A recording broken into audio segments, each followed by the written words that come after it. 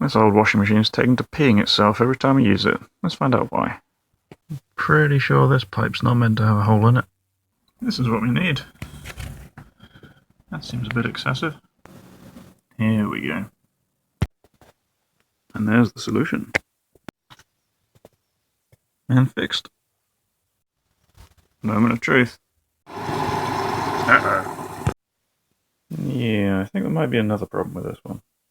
But I just found in the input. Huge hole.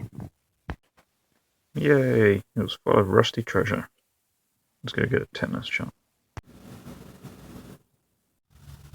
Let's see if this chap fixes it. All back together with 2 new hoses. Here we go again. So far so good. Yay! I successfully did a thing.